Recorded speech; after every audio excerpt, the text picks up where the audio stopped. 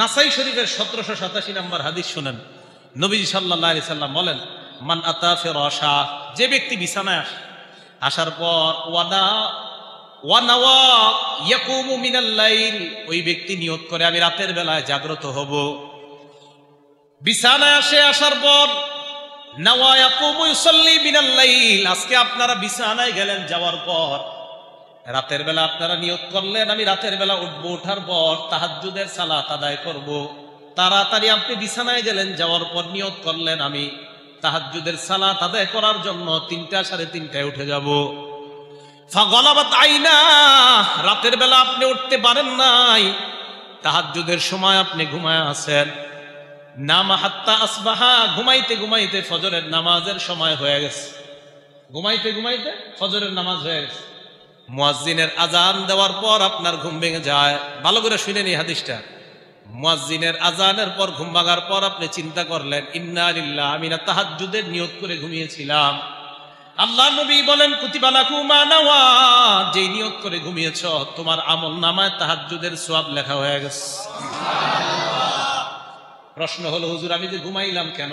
আল্লাহর নবী কয়, কানাত নাওমুহু সাদাকাতান আলাইহি মিনাল্লাহি আযজা ওয়া জাল, এই যে রাতের বেলা তাহাজ্জুদের সময় ওঠার নিয়ত করার পরে উঠতে পারো নাই, ওই সময়ের ঘুমটা আল্লাহর পক্ষ থেকে তোমার জন্য হাদিয়া। এটা আল্লাহ আপনাদের ঘুম পাড়ায় রাখছে। তাহাজ্জুদের সময় উঠতে পারেন না, নিয়ত ছিল, আজকে থেকে নিয়ত করবেন। তবে শর্ত হইল সত্যিকার অর্থে নিয়ত, তাড়াতাড়ি বিছানায় গিয়ে নিয়ত করতে হবে। আপনি 1টা বাজে যদি নিয়ত করেন তো আপনি তো উঠতে পারবেন না, এটা শিওর। মোবাইল চালানো বাদ দেন, রাতের বেলা মোবাইল চালানোটা একটু কমায় দেন। মাগরিবের আগে মোবাইলটা ডয়ারে ঢুকান, অথবা অফিস থেকে আইসা মোবাইলটা রেখে দেন, রাতে আর মোবাইল হাতে নিয়েন না। ইনশাল্লাহ দেখবেন ঘুম ভালো হবে। মোবাইল হাতে না নিলে ঘুম ভালো হবে রাতের। মোবাইলের আলো, অন্ধকারের মধ্যে যারা মোবাইল দেখবেন আপনার ঘুম কেড়ে নিয়েছে এই মোবাইল। অন্ধকারের মধ্যে যারা মোবাইল দেখবেন এই মোবাইলের আলো আপনার ঘুম কেড়ে নিবে। এজন্য রাতের বেলা মোবাইল বেশি চালায় না, ঘুম কেড়ে নিবে, এ আপনার ঘুম শেষ করে দিবে মোবাইলের যে স্ক্রিনের আলোটা। তাও বুঝাইতে চাইলাম, রাতের বেলা চেষ্টা করবেন মোবাইল না চালানোর জন্য। ইনশাল্লাহ আপনার 2-4-5 ঘন্টার ঘুমও, ওই ঘুম দেখবেন আপনার শারীরিক যে ঘুমের চাহিদার দরকার, ওই চাহিদা ইনশাল্লাহ আল্লাহ পূরণ করে দিবেন। তাহলে আমরা আজকে থেকে ইনশাল্লাহ তাহাজ্জুদের নিয়ত করবো। তো নিয়তের একটা মূল্য আছে না নাই? আছে। পরিশুদ্ধ নিয়ত করা। বুখারী শরীফের 123 নম্বর হাদিস, নবীজির সাহাবা আবু মুসা রাদিয়াল্লাহু তাআলা আনহুর বর্ণনা, এক ব্যক্তি নবীজির কাছে আসছে। আসার পর নবীজি সাল্লাল্লাহু আলাইহি সাল্লামকে প্রশ্ন করলেন, ইয়া রাসূলুল্লাহ, আমাদের মধ্যে অনেক সাহাবারা জিহাদের ময়দানে গিয়ে লড়াই করে। তো লড়াই করতে গিয়ে অনেকে আছে যারা লড়াই করে ইউকাতিলু গদবা, কেউ রাগের বর্ষবর্তী হয়ে লড়াই করে, খুব রাগ, এই রাগে লড়াই করে। আবার আমাদের মধ্যে কেউ কেউ লড়াই করে ইউকাতিলু হামিয়াতান। কেন লড়াই করে? কয় ভিতরের হিংসার বর্ষবর্তী হয়ে, অথবা প্রতিশোধের নেশায় লড়াই করে। মানফি সাবিলিল্লাহ, হুজুর কে আল্লাহর রাস্তায় আপনার কাছে জানতে চাই। ফারাফা ইলাইহি রাসাল্লাহ, নবী তার দিকে মাথা উঠাইলেন, উঠা বললেন, মান কাতালা লিতাকুনা কালিমাতুল্লাহি হিয়াল উলিয়া, আল্লাহর দিন দুনিয়াতে বিজয় করার জন্য যারা লড়াই করে, এটাকেই বলা হয় আল্লাহর রাস্তার লড়াই। রাগে লড়াই করে, এটা আল্লাহর রাস্তার লড়াই না। প্রতিশোধের নেশায় লড়াই করা আল্লাহর রাস্তার লড়াই না। একমাত্র আল্লাহর দিন দুনিয়াতে প্রতিষ্ঠা করার জন্য যেই লড়াই হয়, এটাকে বলা হয় আল্লাহর রাস্তার লড়াই, এটাকে বলা হয় আল্লাহর রাস্তার মুজাহিদ। হাদিসের মাধ্যমে বুঝতে পারলাম, নিয়ত পরিশুদ্ধ করে একমাত্র আল্লাহর হুকুম পালন করার জন্য, আল্লাহর বিধান দুনিয়াতে কায়েম করার জন্য লড়াইকে বলা হয় আল্লাহর রাস্তার লড়াই। সহিহ বুখারীর আরেকটা বর্ণনা শোনেন, হাদিস নাম্বার 1421 নম্বর হাদিসের বর্ণনা। নবীজি বলেন, ক্বালা রাজুলুন, অতীত জামানার এক ব্যক্তি নিয়ত করেছে, লা তাসাদদাকান্না, আমি সদকা করব। খরাজা বিসাদাকাতিহি, রাতের বেলা সদকা নিয়ে বের হয়। বের হওয়ার পর ফাওয়াদাহা ফি ইয়াদি সারিকিন, একজন চোরের হাতে সদকা করছে। সদকা চোরের হাতে দেওয়ার পর লোকটা রাতের বেলা ঘুমায়, সকালবেলা জনগণ বলাবলি করতে লাগলো, আসবাহু ইয়াতাহাদ্দাসুনা তুসাদ্দিকাল লাইলাতা আলা সারিক। জনগণ সকালবেলা বলা বলি করতে লাগলো, যাকে যাকে রাতে যাকে সৎকা করা হয়েছে সে একজন চোর। এক ব্যক্তি নিয়ত করছে সৎকা করবে, রাতের বেলা সৎকা নিয়ে বের হয়ে একজনের হাতে সৎকা দিছে, এটা চোর। ওই ব্যক্তি যখন এই কথা শুনছে আল্লাহর কাছে কয় আল্লাহুম্মা লাকাল হামদু লা তাসাদ্দাকান্না বিসাদাকা, আল্লাহ আপনার প্রশংসা, আমি আজকে আবার সদকা করব। ফাখরাজা বিসাদাকাতিহি, সদকা নিয়ে বের হয়। বের হওয়ার পর ওই ব্যক্তি যখন সদকা নিয়ে যায়, যাওয়ার পর ফাওয়াদাহা ফি ইয়াদি জানিয়া, একজন ব্যভিচারিণী নারীর হাতে সদকা করছে। প্রথম দিন কার হাতে? দ্বিতীয় দিন ব্যভিচারিণী টাকার বিনিময়ে যে সতীত্ব বিক্রি করে বেড়ায় এমন একজন নারীর হাতে। জনগণ সকালবেলা বলাবলি করতে লাগলো, তুসদ্দিকুল লাইলাতা আলা জানিয়া, একজন ব্যভিচারিণী নারীকে সদকা করা হয়েছে। ওই ব্যক্তি আল্লাহকে বললেন আল্লাহুম্মা লাকাল হামদু আলা জানিয়া, মাবুদ আমার জানা নাই আমি একজন ব্যভিচারিণী নারীকে সদকা করলাম। লা তাসাদ্দাকান্না, আমি আজকে আবার সদকা করব। তৃতীয় দিন লোকটা সদকা নিয়ে বের হয়। ফাওয়াদাহা ফি ইয়াদি গনিয়িন, একজন ধনী মানুষের হাতে সদকা দিছে। 3 নাম্বার দিন একজন ধনী মানুষ, তাড়াতাড়ি দিয়ে দূর। সকালে জনগণ কয় রাতের বেলা যাকে সদকা করা হয়েছে একজন ধনী মানুষ। ওই লোকটা চিন্তা করলো আমি প্রথম দিন চোরকে সদকা করলাম, দ্বিতীয় দিন একজন ব্যভিচারিণীকে, তৃতীয় দিন ধনী মানুষকে। আল্লাহরে বলে আল্লাহ আমার তো জানা ছিল না, আমি সদকা করছি। মাবুদ আমার টাকা পয়সা থাকলে, এটা অন্য বর্ণনা, এটা বুখারী বর্ণনা না, বুখারীর যতটুকু বলছি এতটুকু বুখারীর, এই বর্ণনাটা অন্য বর্ণনা আছে। আমার টাকা থাকলে আমি আজকে আবার সদকা নিয়ে বের হতাম। এটা বইলা লোকটা ঘুমাইছে, এই ঘুমানো থেকে আবার বুখারীর বর্ণনা। ফাকিল আলাহু, ঘুমের মধ্যে তাকে বলা হলো আম্মা সাদাকাতুকা আলা সারিক, তুমি যে চোরকে সদকা করছো, ফালা আল্লাহু আইয়াস্তাইফা আন সারিকাতিহি, তোমার টাকা পেয়ে হয়তো লোকটা আর চুরি করবে না, এর জানা নাই।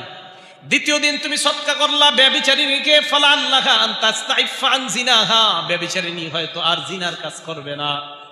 3 নাম্বার দিন সদকা করলা একজন ধনী মানুষকে, ওই ব্যক্তি উপদেশ গ্রহণ করবে, আগে কত যাকাত দেয় নাই, সদকা করে নাই, এখন থেকে যাকাত দিবে, সদকা দিবে। তুমি 3টা সদকা করলা, নিয়ত পরিশুদ্ধ হওয়ার কারণে তোমার 3টা সদকা আল্লাহর দরবারে কবুল হয়ে গেছে। পরিশুদ্ধ নিয়ত হলে আমল কবুল করে আল্লাহ। এজন্য কোরবানির আগে নিয়ত খুব জরুরি বিষয়, নিয়ত পরিশুদ্ধ করা। একটু উল্টা পাল্টা হলে কোরবানি বাতিল হয়ে যাবে। নিয়ত পরিশুদ্ধ, আল্লাহর জন্য হওয়া, গোস্ত খাওয়া মাকসাদ না হওয়া, মানুষকে দেখানো না হওয়া, আল্লাহর জন্য হওয়া। তাহলে নিয়ত পরিশুদ্ধ করে আমরা আমল করব, আল্লাহ তৌফিক দান করেন। তাহলে কোরবানির আগে 4 কাজ। 1 নাম্বার নিয়ত পরিশুদ্ধ করা, 2 ইখলাসের সাথে কোরবানি করা। ইখলাসের বাংলা কি? আল্লাহকে খুশি করার জন্য কোরবানির আমলটা করা। বলেন কাকে খুশি করার জন্য? পুরোটা বলেন, আল্লাহকে খুশি করার জন্য কোরবানির আমল করা। একটা কিতাব আছে নাম সহিহুত তারগীব, এই কিতাবের 3 নাম্বার হাদিস। এক ব্যক্তি রাসূল আকরাম সাল্লাল্লাহু আলাইহি সাল্লামকে বললেন মাল ঈমান ইয়া রাসূলুল্লাহ, হুজুর ঈমান কি জিনিস? নবীজি বললেন আল ইখলাস, ঈমান হলো ইখলাস। নবীকে প্রশ্ন করলেন ঈমান কি জিনিস? আল্লাহ নবী জবাব দিলেন ঈমান হলো ইখলাস। তিরমিজি শরীফের 1414 নাম্বার 2414 নাম্বার হাদিসের বর্ণনা। এই বর্ণনায় আম্মা জান আয়েশা সিদ্দিকা রাদিয়াল্লাহু তাআলা আনহার বক্তব্য। আম্মা জান আয়েশা বলেন সামিআতু রাসূলুল্লাহ সাল্লাল্লাহু আলাইহি ওয়াসাল্লাম ইয়াকুল, আমি আল্লাহর নবীকে বলতে শুনেছি, মানিল তামাসারিদা আল্লাহ বিসাখাতিন নাস, কোন ব্যক্তি যদি আল্লাহর সন্তুষ্টি চায়, মানুষকে অসন্তুষ্ট করে, একটা কাজে আল্লাহ সন্তুষ্ট হবে, মানুষ যদি অসন্তুষ্ট হোক। কোন ব্যক্তি আল্লাহর সন্তুষ্টি চায়, মানুষকে অসন্তুষ্টি করে, মানুষকে অসন্তুষ্ট করে আল্লাহ সন্তুষ্টি চায়। ঘরের মেয়ে ছেলেরা আপনারা জোরাজোরি করবে, আব্বা আপনি না, আপনি 80,000 টাকার ওই গরুটাই কিনেন। আপনি জানেন যে আমি 80,000-এরটা কিনতে গেলে আমার আরো 40,000 ঋণ করতে হবে, আপনি এই টেনশনে আছেন, এই 40,000 আমার শোধ করতে আরো আগামী 5-7 মাস লেগে যেতে পারে, এই যে একটা টেনশন। তা আপনি এই টেনশনে কি করলেন? ছেলে মেয়ের দিকে তাকায়া কিনবো না, এই তো নিয়তে গরমিল শুরু হয়ে গেল। কোরবানির নিয়তে আপনি না কোরবানির নিয়ত করছেন প্রথমে যে ইনশাল্লাহ এবারের গরুটা আমি যেটাই দিব 40,000 টাকার মধ্যেই দিব। মেয়ে ছেলেরা বলছে আব্বা আপনি ওইটা না দিলে আমরা দরকার নেই, আপনি কোরবানি দেওয়া, আমরা গোস্ত খাবো না। আরে এটা কেমন কথা? তাহলে এই জায়গায় আপনি এই গরু না কিনলে ছেলে মেয়েদের অসন্তুষ্টির দিকে তাকায়া আপনি আল্লাহরে খুশি করতে চায়, আপনি আপনার সাধ্যের মধ্যে একটা খাসি ক্রয় করে আনছেন, আপনার সাধ্যের মধ্যে আপনার নিয়ত আমি আল্লাহরে খুশি করব।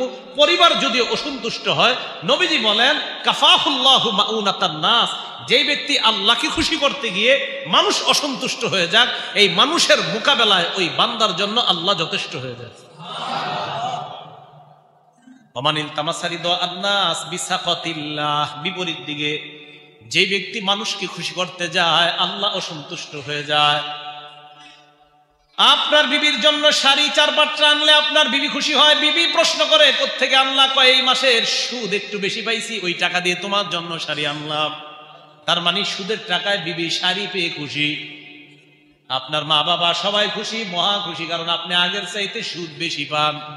তাহলে হারাম কাজে আপনার আত্মীয় স্বজন খুশি, অসন্তুষ্টকে জোরে বলেন ওমানিল তামাসারিদ আন্নাস, মানুষের খুশি দেখতে গিয়ে যদি আল্লাহ অসন্তুষ্ট হয়, ওয়াক্কালাহুল্লাহু ইলান নাস, ওই মানুষটাকে আল্লাহ মানুষের দায়িত্বে ছেড়ে দেয়, যাও যাও তুমি মানুষের কাছে থাকো, আমি আল্লাহ আর তোমার কোনো প্রয়োজন নাই, যাও এদের কাছেই থাকো, এদের কাছেই থাকো। একদিন বিপদে পড়বা, কেউ তোমার পাশে থাকবে না।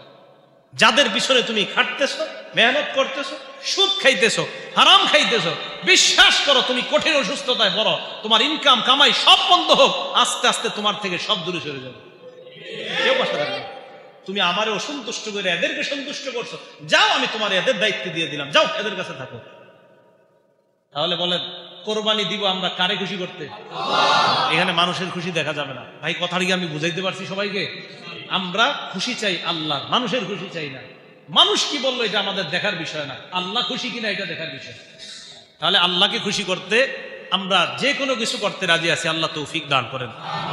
তিরমিজি শরীফের আরেকটা হাদিস শোনেন, 2658 নম্বর হাদিস, 2658 নম্বর হাদিস। এই হাদিসের মধ্যে রাসূল আকরাম সাল্লাল্লাহু আলাইহি সাল্লাম বলেন, ক্বালা রাসূলুল্লাহ সাল্লাল্লাহু আলাইহি ওয়াসাল্লাম সালাসুন লা ইউগাল্লু আলাইহিন্না কলবু রাজুলিন মুসলিম, 3 ক্ষেত্রে মুসলমানের অন্তর খেয়ানত করতে পারে না। বলেন মুসলমানের অন্তর কয় ক্ষেত্রে খেয়ানত করতে পারে না? আমাদের স্লোগান, আমাদের অন্তর কয় ক্ষেত্রে খেয়ানত করতে পারে না? 1 নম্বর ইখলাসুল আমালিল্লাহ, আল্লাহর জন্য আমল করার ক্ষেত্রে মুসলমানের অন্তর খেয়ানত করতে পারে না। আল্লাহর জন্য আমি করব আমল, এক্ষেত্রে মুসলমানের অন্তর খেয়ানত করতে পারে না। কাকে বলা হয়? আপনি নামাজে রওনা করলেন, নামাজে আসবেন, মসজিদে যাবেন, যাওয়ার পর জামাতে আপনি নামাজ আদায় করবেন, এই মুহূর্তে ইবলিস আপনাকে রাস্তায় ধোঁকা দেয় আর বলে নামাজ তো পরেও পড়তে পারবি, নামাজ পরেও পড়তে পারবি। তখন আপনার দিল এই সাড়া দিবে, না আমি আল্লাহর জন্য আমল করব, জামাতে যাব আল্লাহর জন্য। এই আল্লাহর জন্য মসজিদে যাওয়ার ক্ষেত্রে আমার অন্তর খেয়ানত করতে পারে না। 1 নাম্বার, মুসলমানের অন্তর আল্লাহর জন্য কিছু করতে খেয়ানত করতে পারে না। নামাজের মধ্যে আপনি দাঁড়াইলেন, দাঁড়ানোর পর ইবলিস আপনাকে বিভিন্ন ভাবে ধোঁকা দেয়। নবীজি বলেন ফাইন্নাল্লাহা হিয়ালা ওয়াজহিহি, তুমি যখন নামাজে দাঁড়াও মনে রাখবা তোমার সামনে আল্লাহ আছে। নামাজে দাঁড়াইলে তোমার সামনে কে আছে? আল্লাহ আছে। আল্লাহ নবী নামাজে দাঁড়ায় আছেন, ফারাআ ফি কিবলাতিল মসজিদি খুখামা, আল্লাহ নবী মসজিদের সামনে দেখলেন নাকের ময়লা লাগে আছে। নবীজি নামাজের মধ্যে সামনে দেখলেন নাকের ময়লা লেগে আছে। আমি যে একটু আগে নামাজ পড়লাম, আপনারা বললেন আপনাদের সামনে এটা কি দেয়াল না? আমার সামনে এটা কি দেয়াল না? তাহলে আমাদের সামনে কি থাকে? নামাজে সাধারণত দেয়াল থাকে। তো নবীজির সামনেও কি ছিল? দেয়াল, মাটির দেয়াল বা যেইভাবে হোক বেড়া ইত্যাদির দেয়াল। নবীজি দেখলেন মসজিদের ওই সামনে কেবলার দিকে নাকের ময়লা লেগে রয়েছে। নামাজের পর আল্লাহ নবী ফাহাক্কাহু বিয়াদাইহি, আল্লাহ নবী নিজের হাতে নাকের ময়লা পরিষ্কার করলেন। বুখারী বর্ণনা, বুখারী শরীফের বর্ণনা। নাকের ময়লা পরিষ্কার করার পর তাগায়্যাযা ওয়াজহু রাসূলিল্লাহ, আল্লাহ নবীর চেহারা মোবারক পরিবর্তন হয়ে গেছে, লাল হয়ে গেছে, নবী রাগান্বিত হয়ে গেছেন। নবীজি বললেন, হে মুসলমান, আমাকে আপনাকে আমাদের সবাইকে বলেন, যদিও সাহাবাদেরকে বলছেন এই কথাটা, আমাকে আপনাকে কিয়ামত পর্যন্ত নবী সকল মুসলমান উম্মতকে বলে যাচ্ছেন, ইজা কানা আহাদুকুম ফিস সালাহ, যখন তোমরা নামাজের মধ্যে থাকো, ফাইন্নাল্লাহা হিয়ালা ওয়াজহিহি, তখন মনে রাখবা তোমার সামনে আল্লাহ আছে। বলেন আমরা নামাজে আছি, সামনে কে? বলেন নামাজে আছি, সামনে কে? তাহলে এখন থেকে বুঝবো আমরা নামাজে আছি, আমাদের সামনে দেয়াল না, না আমাদের সামনে দেয়াল আল্লাহ। নবীজি বলেন ফালা ইয়াতানাখামান্না আহাদুকুম হিয়ালা ওয়াজহিহি, অতএব কখনো সামনের দিকে থুতু ফেলবা না। সামনে থুতু ফেলাও মানে মাথায় রাখবা তোমার সামনে আল্লাহ। এই না তুমি থুতু কিভাবে ফেলাও, সামনে না আল্লাহ? তো বুঝাইতে চাইলাম, এই যে দেখেন আমি আপনি আজকে থেকে সালাত আদায় করব, নবীজি বললেন আনতা আবুদাল্লাহা কান্নাকা তারাহ, হ্যাঁ তুমি যে নামাজে দাঁড়াইলা, একটু আগে যে এশার সালাত আদায় করলা, তুমি কেমন যেন আল্লাহকে দেখতেছো। সুবহানাল্লাহ। আসলে কি আমরা আল্লাহকে দেখি? না। আসলে কি দেখি? নবীজি বলেন ফাইল্লাম তাকুন তারা ফাইন্নাহু ইয়ারাক, যদিও তুমি আল্লাহকে না দেখো তোমাকে আল্লাহ দেখেন। আবার আসেন আগের হাদিসে আল্লাহ নবী কয় শোনো, তুমি যখন নামাজে ফাইন্নাল্লাহা হিয়া আলা ওয়াজহিহি, তোমার মুখের সামনে আল্লাহ আছেন। অন্য হাদিসে নবী বলেন তুমি যখন ইবাদত করো কেমন যেন তুমি আল্লাহকে দেখতেছো। বলেন আজকে থেকে কিবলার দিকে দাঁড়াইলাম, আমি কেমন যেন সামনে কাকে দেখি? যদিও আমি না দেখি সামনে থেকে আমাকে কে দেখে?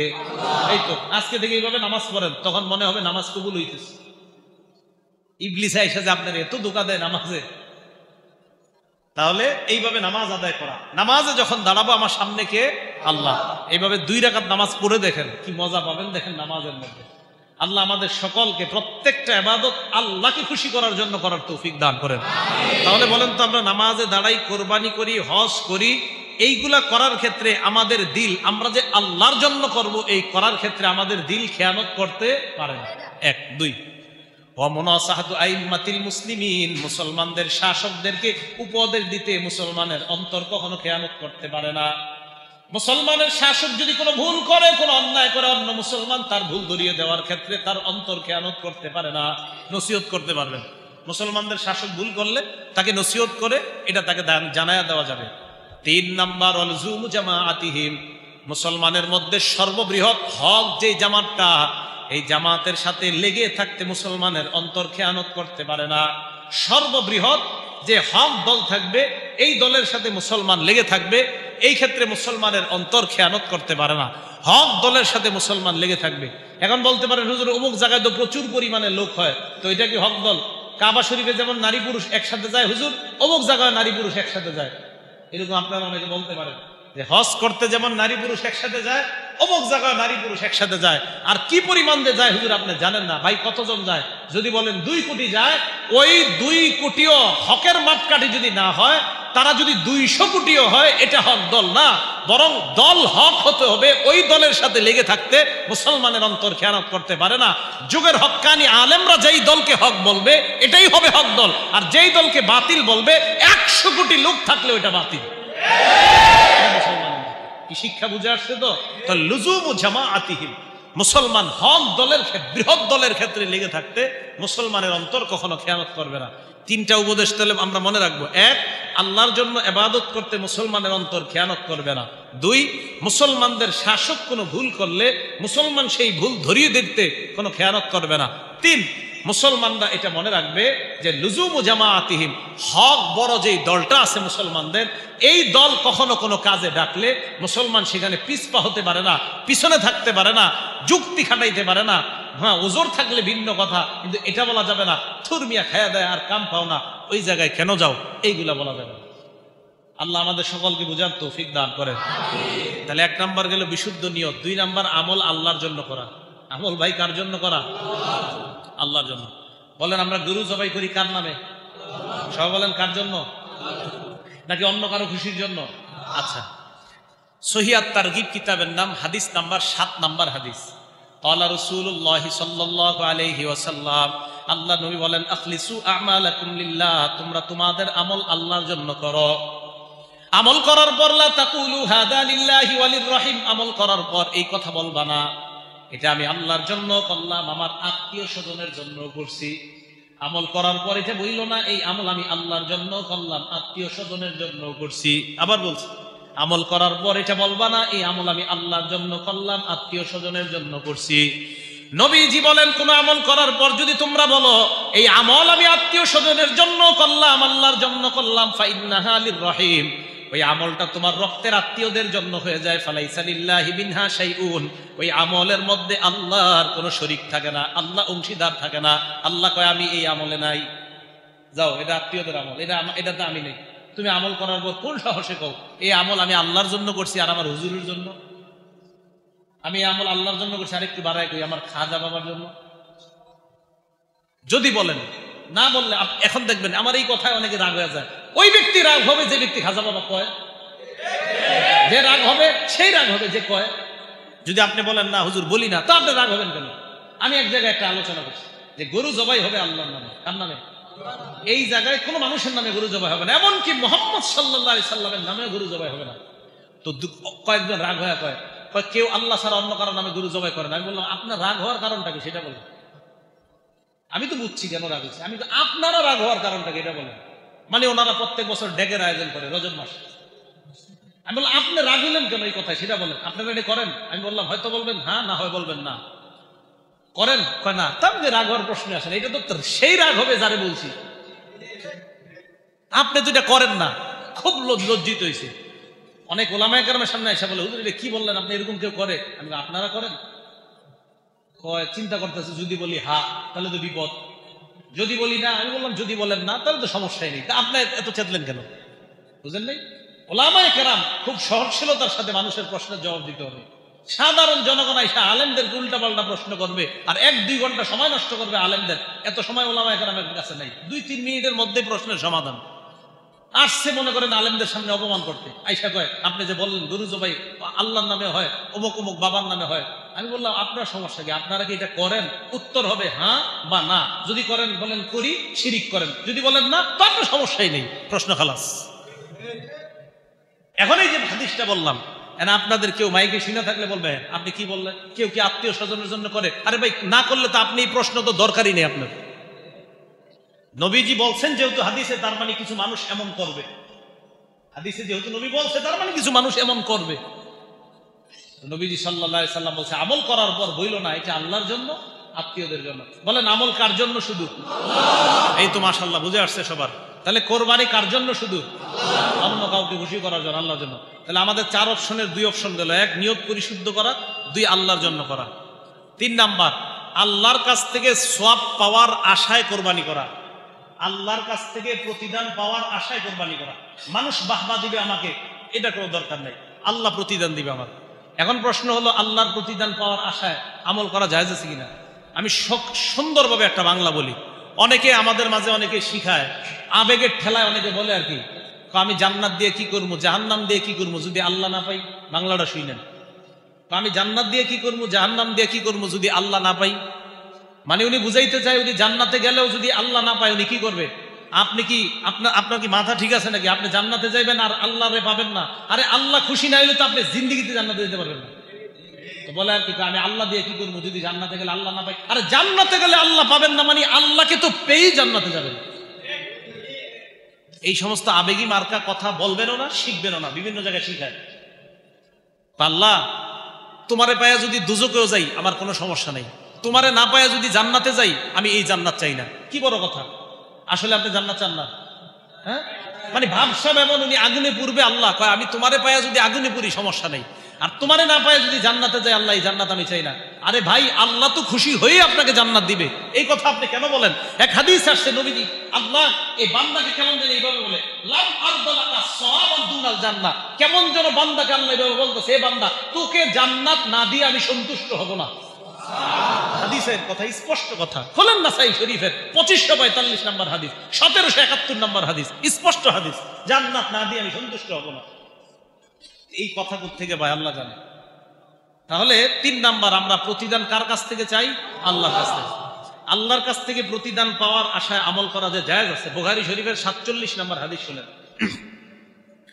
নবীজি সাল্লাল্লাহু আলাইহি সাল্লাম বলেন মানিত্তাবা জানাজাতা মুসলিমিন ঈমানান ওয়া ইহতিসাবা। কোন মানুষ যদি কোন মুসলমানের জানাজা যায় ঈমানের সাথে এবং সওয়াব পাওয়ার আশায়, কি পাওয়ার আশায়? জোরে বলেন কি পাওয়ার আশায়? তাহলে সওয়াব পাওয়ার আশা করা জায়েজ আছে না নাই? এই যে সওয়াব পাওয়ার আশায় কোন মানুষ যদি ঈমানের সাথে এবং সওয়াব পাওয়ার আশায় জানাজা যায়, যাওয়ার পর ওয়া কানা মাহু হাত্তা ইউসাল্লা আলাইহা, এই ব্যক্তি লাশের সাথে ছিল নামাজ পড়ার আগ পর্যন্ত, মানে জানাজা নামাজ পড়া পর্যন্ত লাশের সাথে ছিল।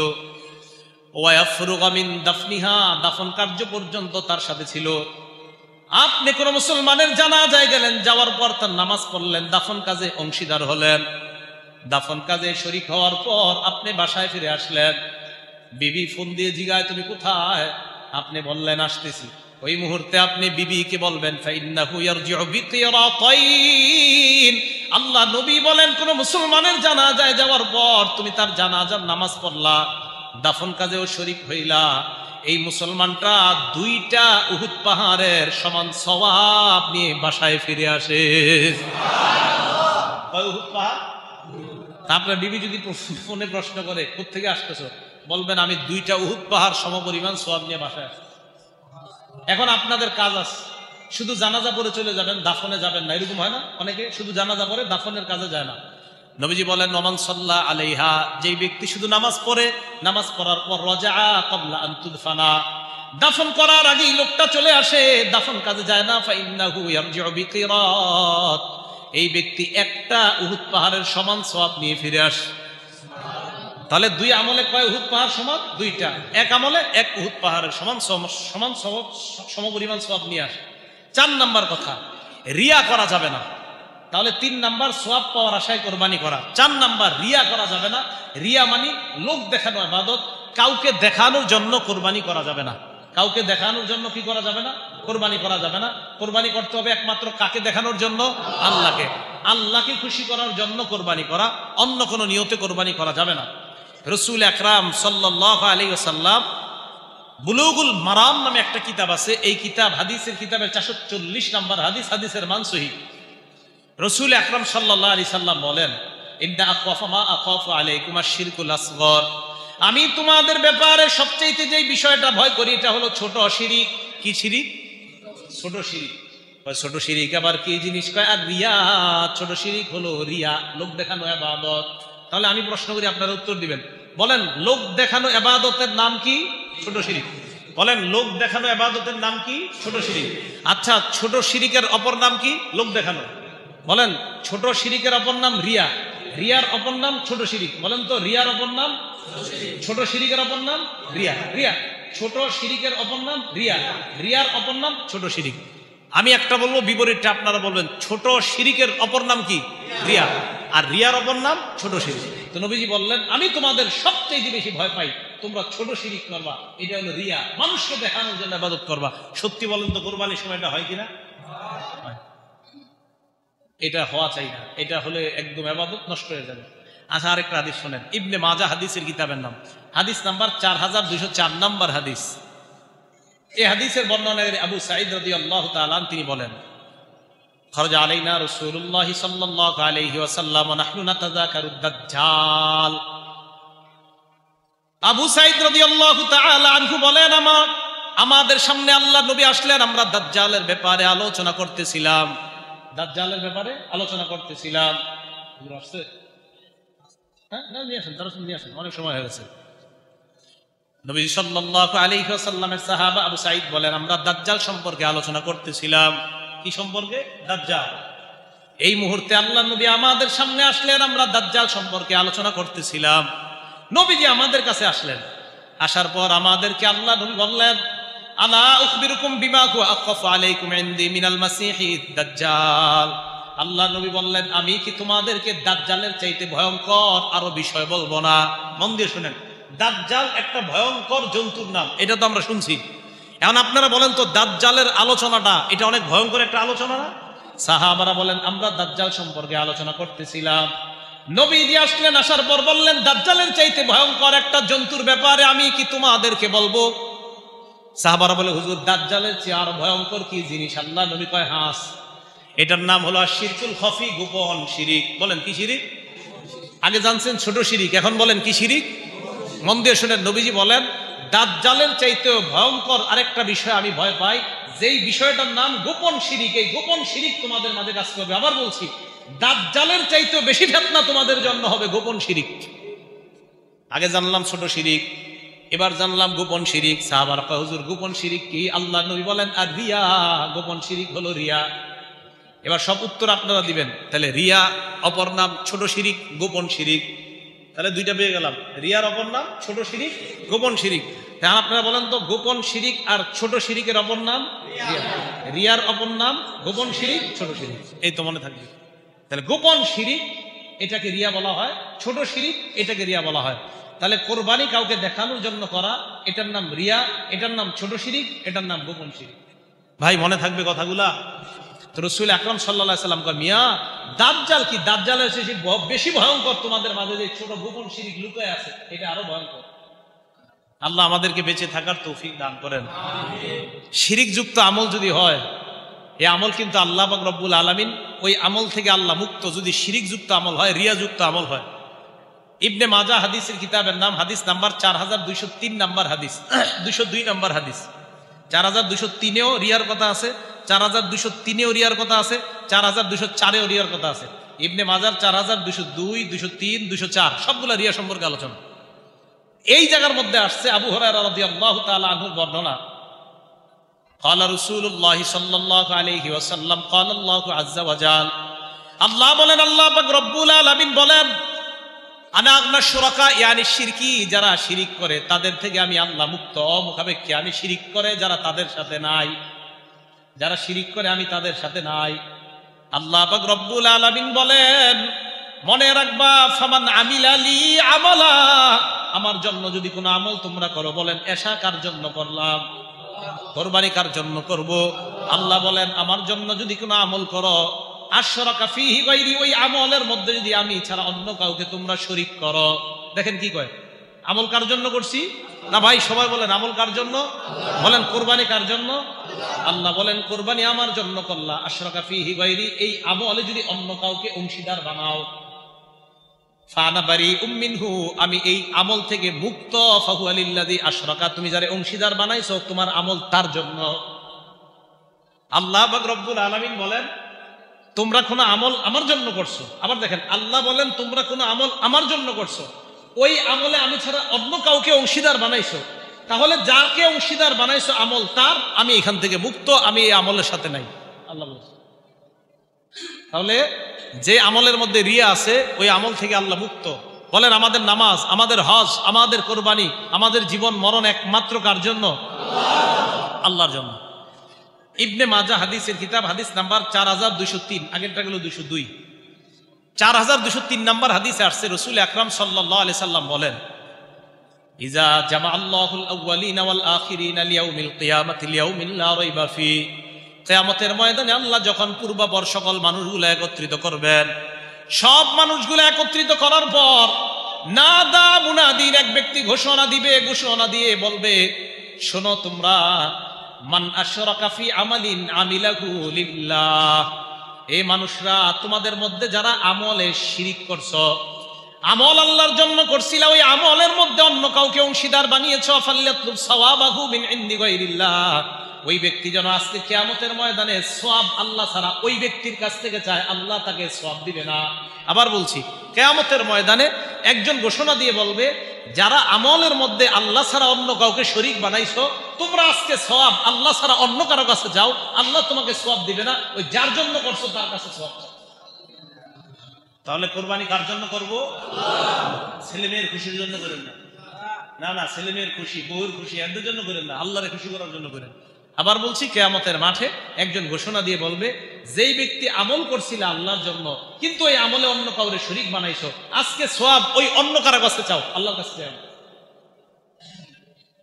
এবার আসেন তিরমিজি শরীফ, হাদিস নাম্বার 2382 নাম্বার হাদিস, 2382 নাম্বার হাদিস।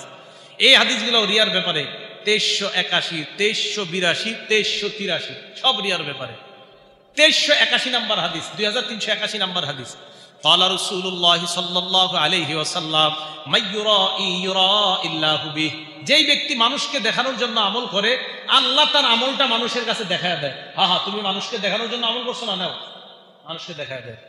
ওয়া ইউসাম্মি ইউসাম্মিল্লাহ, যেই ব্যক্তি মানুষকে শোনানোর জন্য আমল করে, আল্লাহ পাক রব্বুল আলামিন মানুষের কানে তার আমল শোনায়া দেয়। তুমি না মানুষকে দেখানোর জন্য করছো, আবার মানুষকে শোনানোর জন্য করছো, ঠিক আছে শোনায় দিলাম। এবার দেখেন কিয়ামতের মাঠে কি হবে। কিয়ামতের ময়দানে আল্লাহ পাক রব্বুল আলামিন ওই ব্যক্তিকে মানুষের সামনে আল্লাহু বিহি, তার আমলগুলা দেখায়া দিবেন। দেখানোর পর সাম্মা বিহি, তার এই আমল মানুষের সামনে দেখাইয়া সগরাহু ওয়া হাক্কারাহু, তাকে লাঞ্ছিত করবে, তাকে অপমান অপদস্থ করবে কিয়ামতের ময়দানে। যারা মানুষকে দেখানোর জন্য আমল করে, এই ব্যক্তিগুলাকে কিয়ামতের ময়দানে আল্লাহ লাঞ্ছিত করবে, আল্লাহ অপমানিত করবে, অপদস্থ করবে। তাহলে মানুষকে দেখানোর জন্য আমল করা যাবে না, আমল করতে হবে কার জন্য? আল্লাহর জন্য। আল্লাহ আল্লাহর জন্য আমল করার তৌফিক দান করেন। তিরমিজি শরীফের 2382 নাম্বার হাদিস, এই হাদিসের মধ্যে আসছে, রাসূল করিম সাল্লাল্লাহু আলাইহি সাল্লাম বলেন, আউয়ালু মান ইয়াদউ বিহি রাজুলুন, সর্বপ্রথম কিয়ামতের ময়দানে এক ব্যক্তিকে ডাকবে, তাআল্লামাল কুরআন, যেই ব্যক্তি কোরআন শিখছে, কোরআন শিখার পর ওই কোরআন অন্য মানুষকে শিখাইছে, তাকে আল্লাহ ডাকবেন। 2 নাম্বার রাজুলুন কুতিলা ফি সাবিলিল্লাহ, যেই ব্যক্তি আল্লাহর রাস্তায় শহীদ হয়েছে তাকে আল্লাহ ডাকবেন। 3 নাম্বার রাজুলুন কাসীরুল মাল, সম্পদওয়ালাকে আল্লাহ ডাকবেন। ডাকার পর প্রথম আলেমকে আল্লাহ বলবেন তুমি কেন ইলম শিখছো? আলেম জবাব দিবে মাবুদ তোমাকে খুশি করার জন্য ইলম শিখছি, মানুষকে আমি শিখাইলাম। আল্লাহ বলবে কাযাবতা, তুমি মিথ্যা বলেছো, তুমি মিথ্যা বলেছো। মানুষ যেন তোমাকে বড় আলেম বলে এই জন্য তুমি ইলম অর্জন করেছিলা, মানুষ যেন তোমাকে বড় কারি বলে তোমার পড়া অনেক সুন্দর এই জন্য তুমি ইলম শিখেছিলা, কোরআন শিখেছিলা। ওয়াকাদ কিল, দুনিয়ার মধ্যে তোমাকে প্রশংসা করা হয়েছে, এখন আর প্রশংসার সুযোগ নাই, তোমার ঠিকানা জাহান্নাম। তোমার ঠিকানা কি? জাহান্নাম। এটা 1 নম্বরে আলেম, আলেম যে তার অবস্থা হবে 1 নম্বরে অবস্থা। 2 নাম্বার রাজুলুন কুতিলা ফি সাবিলিল্লাহ, আল্লাহর রাস্তায় যে শহীদ হয়েছে তাকে আল্লাহ ডাকবে। ডাকার পর বলবে কেন লড়াই করেছো? বলবে কাতালতু হাত্তা কুতিলতু, আমি লড়াই করতে করতে শহীদ হয়ে গেলাম। আল্লাহ বলবে তুমি মিথ্যা বলছো, তুমি লড়াই করেছো লিউকাল আন্নাকা জারি, তোমাকে যেন বীর বাহাদুর বলা হয় এই কারণে তুমি লড়াই করেছিলা। দুনিয়ার মধ্যে বীর বাহাদুরের খেতাব অনেক অর্জন করেছো, আজকে যাও তোমার ঠিকানা জাহান্নাম। 3 নাম্বার সম্পদওয়ালাকে আল্লাহ বলবেন কেন তুমি সম্পদ উপার্জন করেছিলা, দান করছো নি? কয় হ্যাঁ মাবুদ দান করছিলাম। কেন? আপনারে খুশি করার জন্য। আল্লাহ জবাব দিবে না আরাদতা আইয়ুকাল আন্নাকা জাওয়াদ, তুমি বড় দাতা এই কারণে দান করেছিলা, দুনিয়ার মধ্যে তুমি দাতার খেতাব পেয়ে গেছো, যাও এখন জাহান্নামে যাও। নবীজি বলেন উলাইকা সালাসা আউয়ালু মান তুসআরু বিহিমুন নার, এই 3 ব্যক্তির মাধ্যমে জাহান্নামের আগুন প্রজ্বলিত করা হবে। এই 3 ব্যক্তিকে দিয়ে জাহান্নামের আগুন জ্বালানো হবে। 3 জন মানুষকে দেখানোর জন্য আমল করছে, রিয়া, মানুষকে দেখানোর জন্য আমল করছে। আবু দাউদ শরীফের 2519 নাম্বার হাদিস। আব্দুল্লাহ ইবনে আমর আল্লাহ রাসূলকে প্রশ্ন করলেন ইয়া রাসূলুল্লাহ, আপনার রাস্তায় লড়াই করেছি, আল্লাহর রাস্তায় লড়াই করেছি ইয়া রাসূলুল্লাহ, তো আল্লাহর রাস্তায় লড়াই কোনটাকে বলা হয়? আমি যদি আল্লাহর রাস্তায় লড়াই করি কিয়ামতের ময়দানে আমাকে আল্লাহ কিভাবে উঠাবেন? আপনি আমাকে আখবিরনি আনিল জিহাদি ওয়াল গজবি, আপনি আমাকে জিহাদ সম্পর্কে, যুদ্ধ সম্পর্কে বলেন। নবীজি বললেন শোনো, তুমি যদি জিহাদ করো আল্লাহকে খুশি করার জন্য, কিয়ামতের ময়দানে ওই অবস্থায় আল্লাহ তোমাকে উঠাবেন। আর যদি তুমি লড়াই করো মুরাইয়ান মুকাসিরা, মানুষকে দেখানোর জন্য, সম্পদ কামাই করার জন্য, কিয়ামতের ময়দানে সম্পদের লুবি হিসাবে আল্লাহ তোমাকে উঠাবেন। মানুষের সামনে লজ্জিত আর অপমানিত করে আল্লাহ ছাড়বেন। এই হাদিসের শেষে আল্লাহ নবী বলেন শোনো, আলা আইয়ি হালিন কাতালতা আও কুতিলতা, যেই অবস্থায় তুমি লড়াই করেছো, যেই অবস্থায় তুমি শহীদ হয়েছো, বাসাকাল্লাহু আলা তিকাল হাল, ওই অবস্থায় আল্লাহ কিয়ামতের ময়দানে তোমাকে উঠাবেন। যেই অবস্থায় তুমি নামাজ পড়েছো, যেই অবস্থায় তুমি রোজা রেখেছো, যাকে খুশি করার জন্য আপনি রোজা রেখেছেন, ওই অবস্থায় আপনাকে কিয়ামতের ময়দানে উঠানো হবে। তো বলেন তো, আমরা আমাদের পশু কোরবানি ইত্যাদি এগুলো একমাত্র কার জন্য করি? আল্লাহর জন্য করি। তো এটা যদি আল্লাহর জন্য না হয় তো কিয়ামতের ময়দানে আল্লাহ কিন্তু প্রতিদান দিবে না। তো আমল হতে হবে একমাত্র আল্লাহর জন্য, আল্লাহকে খুশি করার জন্য, মানুষকে দেখানোর জন্য যদি কোনো আমল করি ওই আমলের কারণে জাহান্নামী হতে হবে। তিরমিজি শরীফের 2383 নাম্বার হাদিসের বর্ণনা, নবীজি সাল্লাল্লাহু আলাইহি সাল্লাম বলেন তাআওয়াযু মিন হুব্বিল হাযান, এটা হলো তিরমিজির বর্ণনা। আবু দাউদ শরীফ ইবনে মাজাহ আছে তাআওয়াযু মিনাল্লাহ, তাআওয়াযু বিল্লাহি মিন হুব্বিল হুজনি। আমার সাথে বলেন হুব্বুল হাযান। কি বললাম? এই হুব্বুল হাযান জাহান্নামের একটা এলাকার নাম। তো নবীজি এই কথা বললেন তোমরা জাহান্নামের হুব্বুল হাযান নামক এলাকা থেকে আল্লাহর কাছে পানাহ চাও। এই কথা বলার পর রাসূল আকরাম সাল্লাল্লাহু আলাইহি ওয়াসাল্লাম এই কথা যখন বললেন তোমরা হুব্বুল হাযান নামক জাহান্নাম থেকে আল্লাহর কাছে পানাহ চাও, তো সাহাবারা বললেন হুজুর হুব্বুল হাযান আবার কি? নবী বললেন ওয়াদিন ফি জাহান্নাম, হুব্বুল হাযান জাহান্নামের একটা এলাকার নাম। ইয়াতাআওয়াযু অথবা তাতাআওয়াযু মিনহু জাহান্নামু কুল্লা ইয়াউমিন মিআতা মাররা, জাহান্নাম এই হুব্বুল হাযান নামক এলাকা থেকে দৈনিক 100 বার আল্লাহর কাছে পানাহ চায়। জাহান্নাম জাহান্নামের একটা এলাকা, জাহান্নাম জাহান্নামের একটা এলাকা থেকে আল্লাহর কাছে দৈনিক 100 বার পানাহ চায়। নবীজিকে সাহাবারা বললেন নমাইয়াদকুলহু ইয়া রাসূলুল্লাহ, হুজুর এই এলাকায় কারা যাবে? নবী বললেন আল কুররা আল মুরাউনা বিআমালিহিম, কারি সাহেবরা যাবে, পাঠকরা, আলেমরা, যারা মানুষকে দেখানোর জন্য আমল করত, এই হুব্বুল হাযান নামক জাহান্নামের মধ্যে তারা যাবে। বুঝাইতে চাইলাম আমাদের যে কোনো আমল এটা একমাত্র আল্লাহর জন্য করা, আল্লাহকে খুশি করার জন্য করা, আল্লাহ ছাড়া অন্য কাউকে খুশি করার জন্য যদি আমল করি, এই আমলের প্রতিদান আল্লাহর কাছে পাওয়া যাবে না। তাহলে বলেন তো আমরা একমাত্র কাকে খুশি করার জন্য আমল করব? আল্লাহকে। আর আল্লাহর কাছ থেকে প্রতিদান পাওয়ার আশায় আমরা আমল করব। হাদিসের মধ্যে আসছে, ইখলাসের সাথে কেউ যদি একবার বলে লা ইলাহা ইল্লাল্লাহ, বলেন তো একবার। তিরমিজি শরীফের বর্ণনা, নবীজি বলেন, আন্না রাজুলাম মিন উম্মতি সায়াতাখাল্লাসু ইয়াউমাল কিয়ামাতি আলা রুউসিল খালাইক। কিয়ামতের ময়দানে আমার উম্মতের একজনকে আল্লাহ উপস্থিত করবেন, করার পর কিয়ামতের ময়দানে আল্লাহ পাক রব্বুল আলামিন তাকে সমস্ত সৃষ্টির সামনে দাঁড় করাবেন। দাঁড় করানোর পর আল্লাহ পাক রব্বুল আলামিন ফায়ানশুরু আলাইহি 99 সিজিল্লা, 99টা আমলনামার খাতা তার সামনে খুলবে। কয়টা? 99টা আমলনামার খাতা খোলার পর আল্লাহ প্রশ্ন করবেন, আতুনকিরু মিন হাযা শাইআ, এই দেখো তো একটা অস্বীকার করো কিনা? ওই বান্দা বলবে, আল্লাহ না না, আমি একটা অস্বীকার করি না। এবার আল্লাহ পাক রব্বুল আলামিন ওই বান্দার সামনে তুখরাজু বিতাকাতুন, একটা কাগজ বের করবেন। ওই কাগজের মধ্যে লেখা আশহাদু আল্লাহ ইলাহা ইল্লাল্লাহ ওয়া আশহাদু আন্না মুহাম্মাদান আবদুহু ওয়া রাসূলুহু। এই কাগজের মধ্যে লেখা আশহাদু আল্লাহ ইলাহা ইল্লাল্লাহ ওয়া আশহাদু আন্না মুহাম্মাদান আবদুহু ওয়া রাসূলুহু, এটা কাগজের মধ্যে লেখা। তো ওই ব্যক্তিকে আল্লাহ পাক রব্বুল আলামিন বলবেন, উহদুর ওয়াজনাকা, যাও মিজানের পাল্লায় যাও, পাল্লার সামনে যাও। তো এই বান্দা বলবে, আল্লাহ কেন? তোমার পাল্লা এখন ওজন করা হবে, দেখো তুমি গিয়া ওজন। বান্দা বলবে, আল্লাহ আমার তো ওজনের আর দেখা লাভ কি? 99টা খাতা কোথায় রাখা হবে আর ওই একটা কোথায়? আল্লাহ বলে 99টা এক পাল্লায় রাখা হবে আর ওই একটা আরেক পাল্লায়। তো ওই বান্দা আল্লাহকে বলে, আল্লাহ মা হাদিহিল বিতাকা মা হাদিহিস সিজিল্লাত, এই 99টা খাতার সাথে ছোট্ট এই কাগজের টুকরার কি হবে? নবীজি সাল্লাল্লাহু আলাইহি ওয়াসাল্লাম বললেন, ওই মুহূর্তে আল্লাহ বান্দাকে বলবে, যাও ফাতুদউ ফি কিফাতিন 99 সিজিল্লা, 99টা আমলনামার খাতা এক পাল্লায় রাখা হবে, আর একটা আমলনামার খাতা আরেক পাল্লায় রাখা হবে। নবীজি বলেন, ওই মুহূর্তে পাল্লা দুইটার দিকে তাকায় দেখবে, তাশাতিস সিজিল্লাত, 99 ওয়ালা পাল্লাটা, এই পাল্লার ওজন হালকা হয়ে একটা লেখা যেটার মধ্যে আশহাদু আল্লাহ ইলাহা লেখা, ওই পাল্লাটা ওজন হয়ে বান্দা জান্নাতি হয়ে যায়। এটা কেন? এই ইখলাসের সাথে ছিল। কিসের সাথে ছিল? ইখলাসের সাথে। বুখারী শরীফের বর্ণনা, আবু হুরায়রা রাদিয়াল্লাহু তাআলা নবীজিকে প্রশ্ন করলেন, মান আসাদুন নাস বিশাফাআতিকা ইয়াউমাল কিয়ামা, ইয়া রাসূলুল্লাহ, কিয়ামতের ময়দানে আপনার সুপারিশ পেয়ে কে সবচাইতে সৌভাগ্যবান হবেন? নবীজি জবাব দিলেন, কিয়ামতের ময়দানে সবচাইতে সৌভাগ্যবান ওই ব্যক্তি হবে যেই ব্যক্তি লা ইলাহা ইল্লাল্লাহ ইখলাসের সাথে পড়বে। এই ব্যক্তি কিয়ামতের ময়দানে সবচাইতে সৌভাগ্যবান হবেন। কিয়ামতের ময়দানে সবচাইতে সৌভাগ্যবান কে হবে? আমার সুপারিশের মাধ্যমে যেই ব্যক্তি বলবে লা ইলাহা ইল্লাল্লাহ, এই ব্যক্তি কিয়ামতের ময়দানে সবচাইতে সৌভাগ্যবান বান্দাদের অন্তর্ভুক্ত হবেন। তাহলে আসেন এবার আবার 1 নাম্বার নিয়ত পরিশুদ্ধ করা, 2 নাম্বার ইখলাসের সাথে আমল করা, 3 নাম্বার আল্লাহর কাছ থেকে প্রতিদান পাওয়ার আশায় আমল করা, 4 নাম্বার লোক দেখানো আমল না করা।